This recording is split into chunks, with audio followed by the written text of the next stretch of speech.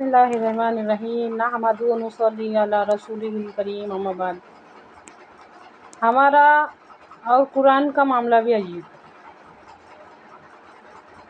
قرآن نے جس کو دوست بتایا ہم اس کو دوست ماننے کو تیار ہیں۔ قرآن نے جس کو دشمن بتایا ہم اس کو دشمن ماننے کو تیار ہیں۔ قرآن میں جو ہدایت ہے مطلب جو سیدھے راستے کی سمجھ ہے اس سے ہم سمجھ لینے کو تیار ہیں۔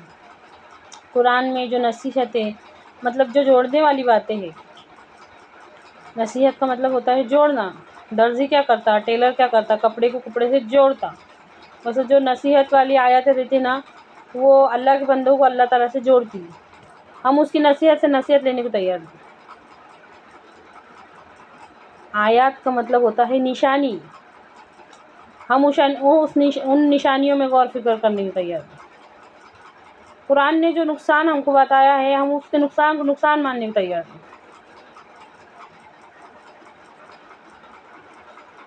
غور کیجئے اس بات میں، قرآن کا سب سے پہلا حق یہ کہ اس پر ایمان لایا جائے۔ قرآن کا سب سے پہلا حق یہ ہے کہ اس پر ایمان لایا جائے۔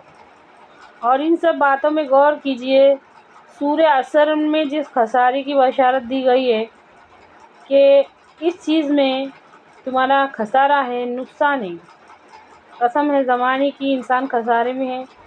اور اس کے بعد 4 لوگوں کا، جو لوگ ایمان لائے، جنہوں نے عمل نہیں کیے، جنہوں نے اعمال نہیں کیے اور جو حق پر چلے اور جنہوں نے صبر کیا۔ اللہ معاف کرے وہ چاروں باتیں ہمارے اندر نہیں۔ سمجھیے اچھی طرح سے بات کو، ہمارے پاس جو ایمان ہے وہ زبانی ایمان ہے، یقینی ایمان اللہ معاف کرے ہمارے پاس نہیں ہے، ہم اس سے دور ہیں۔ یہ میں اتنے یقین سے کیسے کہہ سکتی ہوں کہ آج جو برائی ہم دیکھ رہے نا تو نہ ہاتھ سے روکنے کی کوشش ہے، نہ زبان سے روکنے کی کوشش ہے، نہ دل میں برا محسوس کر رہے ہیں ہم اس کو۔ اچھی طرح سے سمجھیے، جب نیکی کر کے خوشی اور گناہ کر کے پچھتاوا ہو تو سمجھو یہ تمہارے ایمان کی نشانی ہے۔ بات کو سمجھیے، اللہ معاف کرے ہمارے ایمان کمزور ہو گئے۔ یہ کیسا ہمارا قرآن پر ایمان ہے؟ کیا اس کی خوشخبری سے خوش ہوتے؟ جب اس میں جنت کی بشارت آتی، جب اس میں خوشخبری سنائی جاتی تو اس کی خوشخبری سے خوش ہوتے؟ کہ جب جہنم والی آیتوں پہ سے گزرتے تو دل ڈرتا؟ ہمارا اور قرآن کا معاملہ بھی عجیب۔ سوچ کے دیکھو،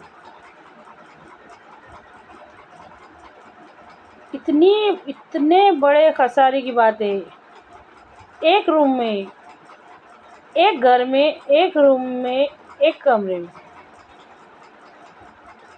انسان رات بھر جاگ رہے کسی اور پریشانی کی وجہ سے، رات بھر نیند نہیں آ رہی، فکر ہے، سوچ ہے، پریشانی ہے، لیکن کائے کے واسطے؟ دنیا کے واسطے۔